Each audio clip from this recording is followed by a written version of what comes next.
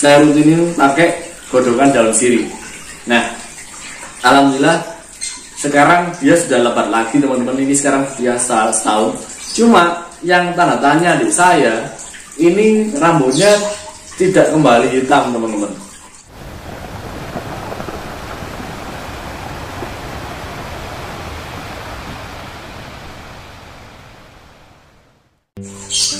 Halo, assalamualaikum warahmatullahi wabarakatuh. Selamat sore teman-teman.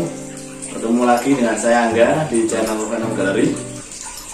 Nah, sore ini kita bersantai ya, bersantai sembari kita melihat tingkahnya ini musang bulan ya. Ingat nggak teman-teman sama ini musang bulan satu ini udah sebesar ini? Nah, ini namanya Cipan.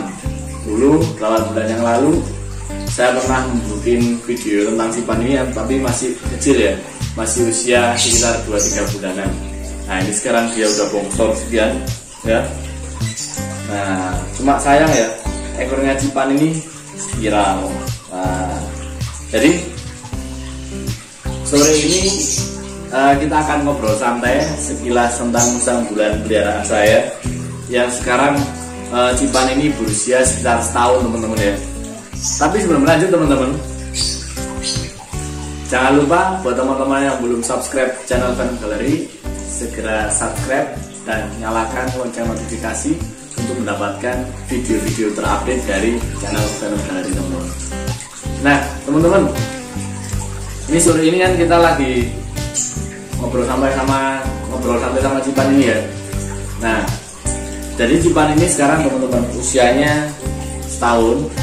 Dia jenis kelaminnya betina dan kemungkinan dia lagi birahi kecil-kecilan ya. Nah, jadi Cipan ini kalau teman-teman tengok ya, teman-teman lihat nih, ini saya dekatkan. Nah, rambutnya ini warna bulunya tidak hitam, tapi abu-abu. Apa penyebabnya? Dulu teman-teman Cipan ini dulu pernah ketika dia kecil ya, usia sekitar 4 bulan 5 bulanan, dia mengalami gangguan di rambut ya. Dia sampai rambutnya ini rontok banget, jadi tinggal kelihatan kulitnya aja. Enggak semua sih, cuma bagian kepala masih ada, tapi badan sebelah sini sampai ekor ini sudah nggak ada bulunya, nggak ada rambutnya, dia rontok. Nah, penyebabnya juga saya kurang tahu. Terus akhirnya saya periksakan ke dokter juga tidak ada hasil pada saat itu. Itu sebabnya kenapa kok saya tidak pernah membuat video tentang Cipan ini. Nah, dan juga terlebih ya kesibukan saya juga. Nah, jadi pada saat itu Cipan pada saat usia sekitar 4-5 bulanan atau 6 bulan, saya lupa tepatnya, dia mengalami kerontokan rambut yang sangat buruk ya. Jadi hampir kayak cuma kulitnya aja. Nah, yang saya ingin tekankan di sini, saya ingin bagi tips buat teman-teman.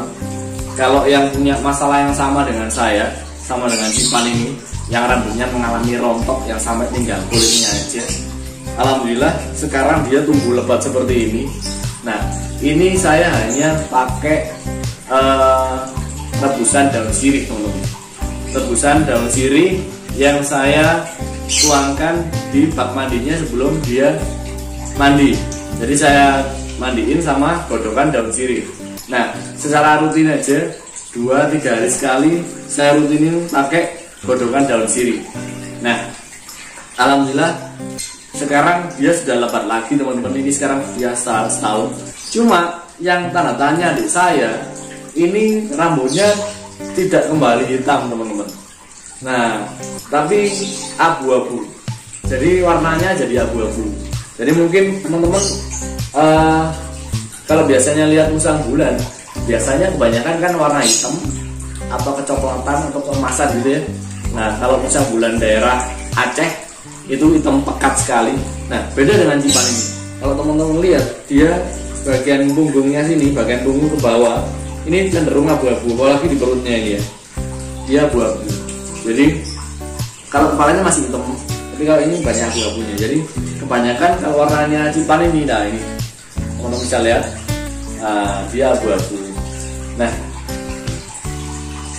jadi buat teman-teman yang musangnya mungkin punya masalah kulit, atau mungkin rambutnya rontok, atau mungkin ada jamur dan lain-lain, atau mungkin kutu, obat herbal paling mujarab kalau menurut saya adalah daun sirih, teman-teman.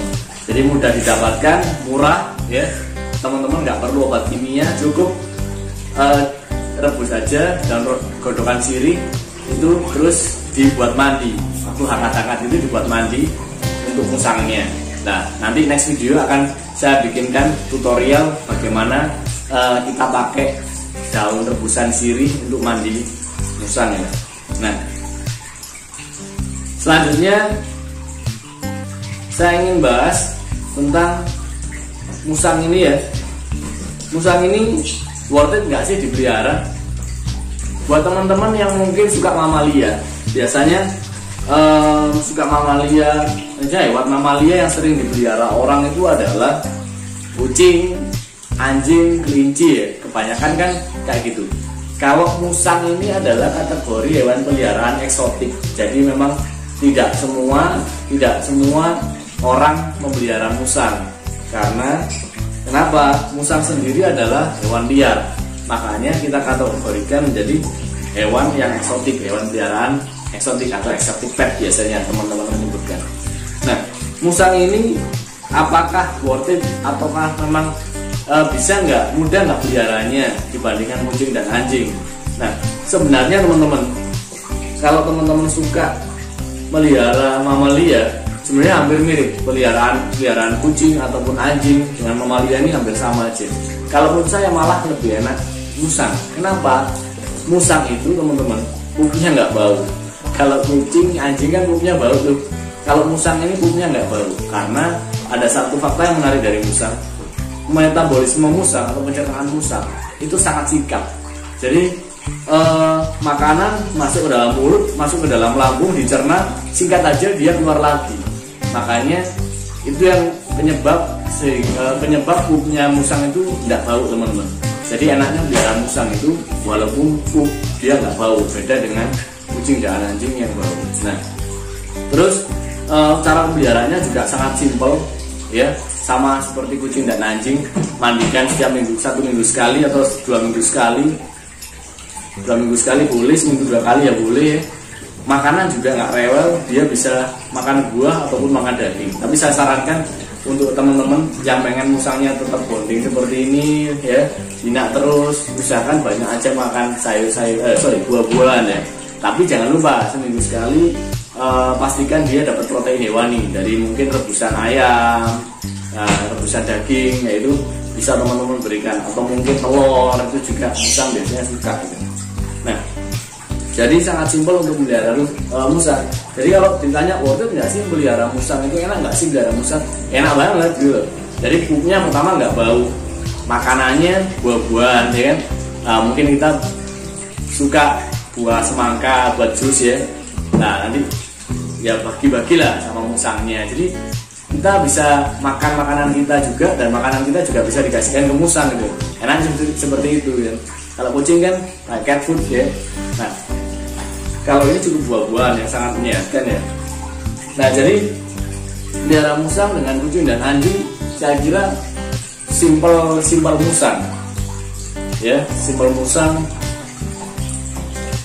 Pola makannya juga enak banget, pupnya nggak bau. Peliharaannya juga simpel. Kalau ditanya apakah musang bisa dilatih, jawabannya bisa. Nah, memang kalau cerdasan anjing, tapi kalau kucing sama musang itu masih cerdasan musang, teman-teman.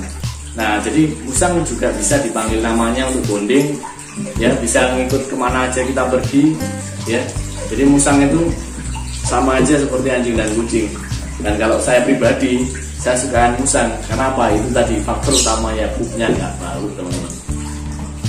Nah, terus musang ini salah satu hewan malam ya.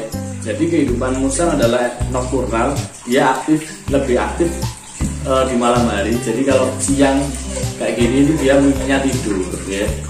Apalagi kalau musang itu, apalagi musang bulan nih ya, dia suka tidur kalau pagi ataupun siang gitu ya. dia aktif di malam hari. Jadi kalau makan dia pas malam hari. Cuma kalau sudah dipelihara seperti ini, siang pun dia juga makan. Karena apa? Ya udah dibiasain. Nah, jadi itu teman-teman, musang sangat simpel untuk dipelihara, dan juga musang itu mempunyai nilai yang tinggi ya di beberapa jenis musang ya. Contoh seperti musang bulan, apalagi kalau yang udah musang yang sudah silangan-silangan ya, maksudnya mobnya ada musang lusi atau moka dan lain-lain, itu juga mempunyai nilai yang ekonomis yang tinggi, maksudnya harga jualnya juga tinggi. Jadi sama dengan kucing dan anjing yang mempunyai nilai yang tinggi juga. Nah, dan buat untuk breeding, untuk diternakan juga sama lah. Untuk anjing dan kucing, musang sama aja. Jadi tetap bisa ditangkarkan, bisa ternakan juga. Jadi sama aja sih untuk peliharaan kucing sama anjing sama musang sama aja. Jadi buat teman-teman yang mungkin masih awam tentang musang tapi punya peliharaan anjing dan sama kucing, kalau pengen mencoba pelihara musang, saya sarankan oke gitu. Jadi saya sarankan, rekomen banget untuk pelihara musang. Buat teman-teman penyuka anjing dan kucing, musang ini menjadi opsi yang lain untuk melihara jenis hewan peliharaan selain dua jenis hewan tadi. Jadi musang ini juga bisa dipelihara, bisa juga buat teman seperti ini, buat partner, sama seperti anjing dan kucing. Yang mungkin teman-teman cuma mengenal mamalia peliharaan anjing, kucing, kelinci ya. Nah ini sekarang saya kenalin, musang juga bisa dibuat peliharaan yang sangat-sangat friendly seperti ini teman-teman. Nah selanjutnya saya akan menjelaskan ini teman-teman, kenapa kok ekornya Cipan ini menjadi spiral seperti ini ya. Nah, penyebab ekor spiral seperti ini teman-teman adalah kandang yang terlalu sempit. Jadi kemungkinan dulu ketika musang atau Cipan ini berusia sekitar 4-5 bulan, itu saya tempatkan di kandang anjing. Kandang anjing yang ukurannya juga sebenarnya nggak seberapa kecil juga sih, tapi entah kenapa menjadi spiral seperti ini. Tapi kalau saya baca di literatur, itu penyebabnya adalah kandang yang sempit. Akhirnya karena ekornya Cipan ini panjang, karena musang bulan kan panjang seperti ini. Nah, karena terbiasa dengan kandang sempit, dia kan sering menekuk ekornya, sehingga dia terbiasa nekuk, akhirnya menjadi spiral seperti ini teman-teman. Sebenarnya bisa dengan cara diterapi diurut sih, cuma tak biarkan aja akhirnya jadinya seperti ini teman-teman. Nah, yang kedua juga ada faktor genetik. Jadi kemungkinan kakek neneknya Cipan ini mungkin atas-atasnya ekornya ini ada yang spiral seperti ini, akhirnya bawa ke Cipan. Nah jadi yang banyak adalah dua hal itu tadi. Yang pertama adalah kandangnya yang mungkin terlalu sempit, dan yang kedua itu faktor genetik teman-teman. Tapi teman-teman nggak perlu khawatir, walaupun spiral seperti ini tetap dia sehat, tetap bisa produktif ya, bisa reproduksi tanpa mengganggu apapun. Tapi kalau dikonteskan biasanya mendapat nilai minus. Jadi kalau dikontes pengennya ekornya yang normal ya, ekornya panjang seperti itu teman-teman. Oke teman-teman, mungkin sekian dulu video singkat dengan si Cipan. Next akan saya berikan tips-tips tentang cara pemeliharaan yang lebih detail. Itu ini video hanya overview karena Cipan nggak pernah muncul aja ya. Sudah lama, sehingga 8 bulan dia nggak saya jadikan konten seperti ini. Nah, thank you buat teman-teman yang sudah nonton video dari awal hingga akhir. Buat teman-teman yang suka channel ini, silakan klik tombol subscribe ya. Oke, thank you teman-teman. Assalamualaikum warahmatullahi wabarakatuh.